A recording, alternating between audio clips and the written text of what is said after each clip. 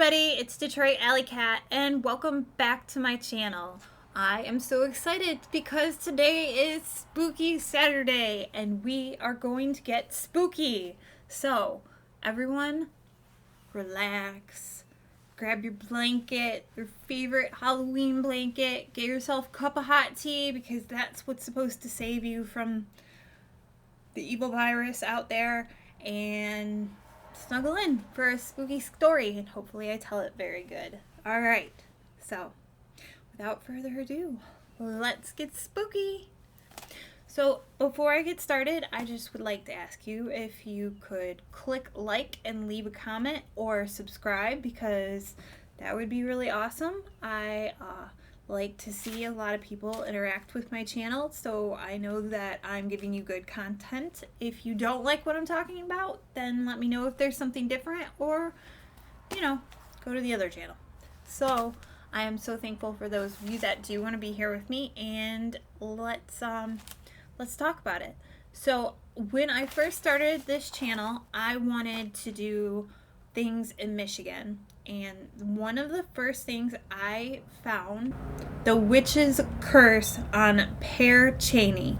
When I first looked it up, it was Pere Cheney Grayling, and I tried to look up Pere Cheney Grayling everywhere and get more information about this, but I couldn't. So I found out it was called just Pere Cheney, and Grayling is actually the town that was made next to it after, or it's just really close, because Pere Cheney is no longer a town.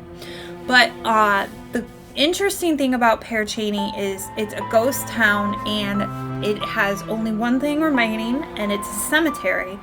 And the cemetery has a witch's curse on it, or at least that's the folklore or the tale that has been told for many years.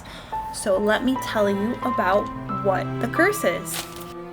In 1874, George Cheney received a grant from the railroad industry to create a railroad in that area of Michigan, and he pretty much set up a lumber mill right around that town.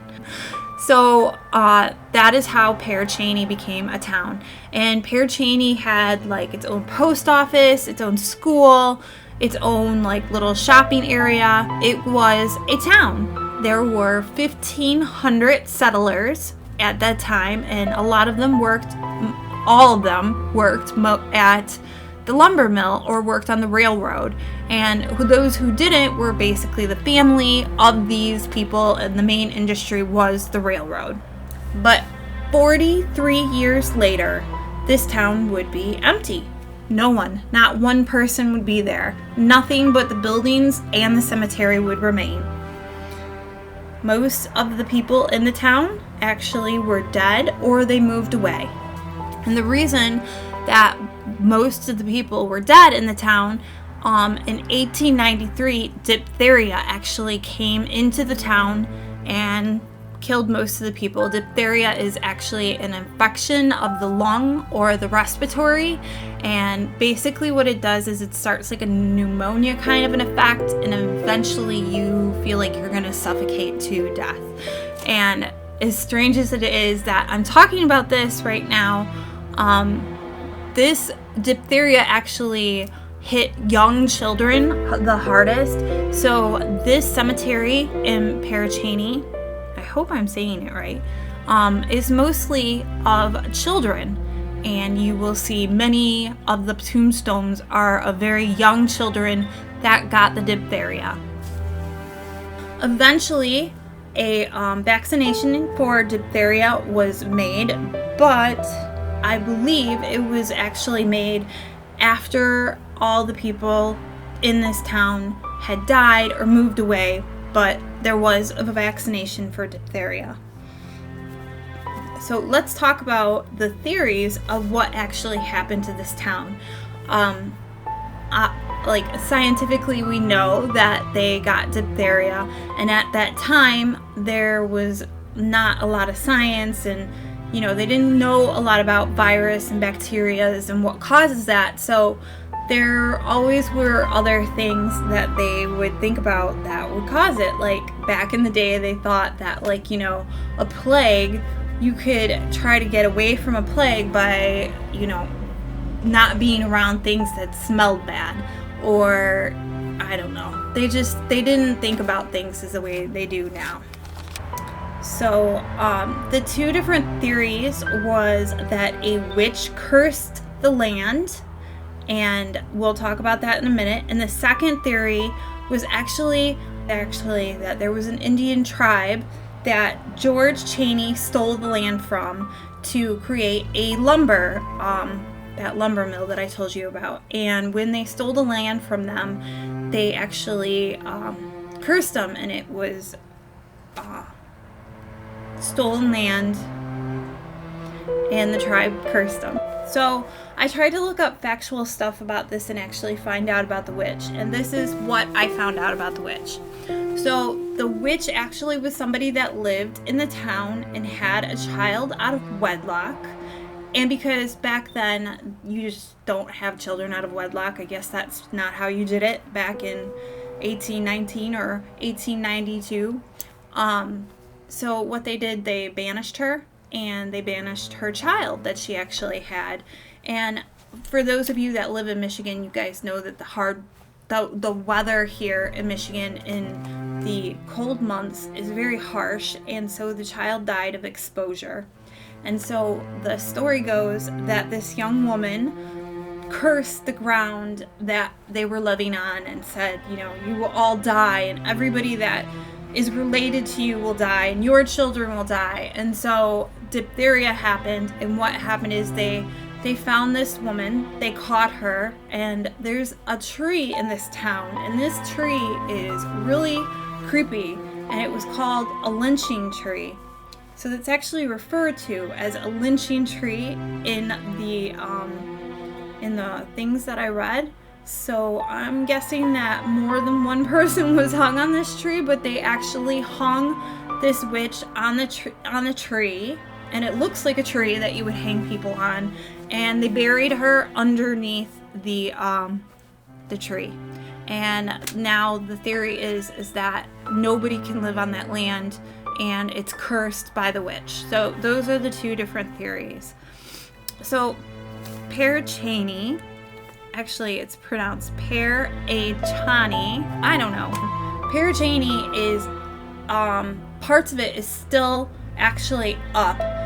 Mostly it is just the graveyard. So you can actually go visit the graveyard.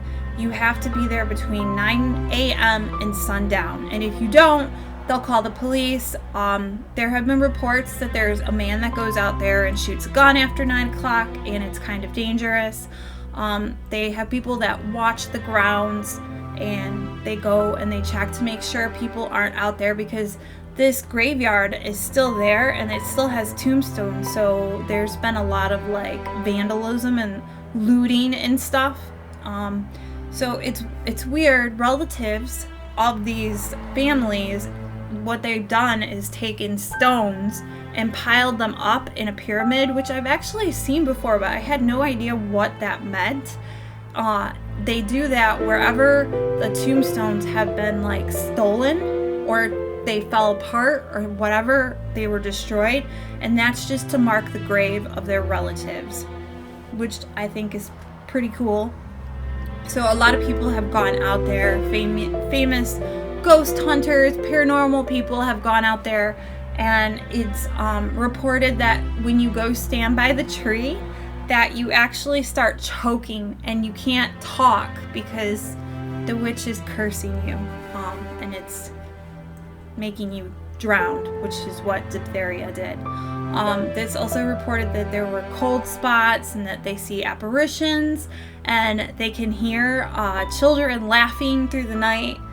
When I read all this and looked this up, it really reminded me of the Blair Witch Project. So I couldn't help but think that, is there a possibility that somebody found out about this town and got some inspiration about it? So this town is actually by Grayling, Michigan, which I said before, and that's about 2 hours from me, and I really want to go see it. And what's interesting is there's no direct road that goes to this town. It's just a dirt road, so you have to be careful, and a lot of people have actually gotten stuck. But there's something even more interesting is on the way to this town on the dirt road, there is a house. And I was like, why are they bringing up this house? And what happened was, it was an old farmhouse, and there were 5 people in it, and they were all killed by an axe murderer. And so nobody wanted to buy the house, so the house just stood there vacant. And on the way to this town, you can actually see this house. And I guess a year or two ago, a haunted house actually bought this house and ran a haunted house through it. So one of my next things that I'm going to talk about on Spooky Saturday is this house. Apparently it is now vacant again, but I saw pictures of it and it looks really scary and creepy, and I want to know like the story, like who the people are and all that information. Michigan has so many different little spooky stories that I have absolutely no idea about. I've never heard about Pere Cheney. I've never heard about that Indian tribe, which shame on me for not knowing about that. But and then the last thing that I found out that was really interesting is that when somebody was interviewed about the actual town, they said there is no witches buried there. I guess the lynching tree is by the cemetery, but it's not in the cemetery. But back in the day, if you were deemed a witch, which was actually you just had a child out of wedlock, you were no longer allowed to be buried in a cemetery, which that's kind of sad, because I mean, like, think about that. How many kids are born out of wedlock now? And I don't think there's anything wrong with that. I think co-parenting is actually pretty awesome when it's done right. So, yeah, that's the thing, is that I don't know how much of what was said was true.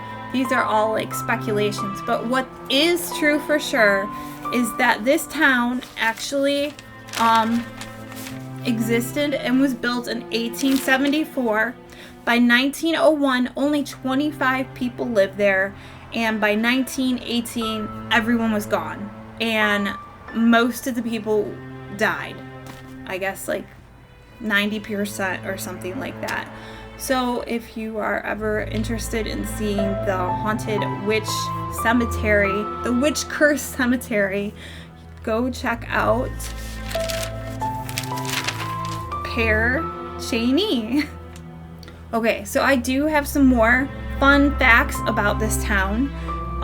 There is a sheriff that actually vandalized this town when he was a teenager and dug up a body and took one of the skulls and put it in his car and drove around with it, and now he's a sheriff in a surrounding city, which I think is kind of weird.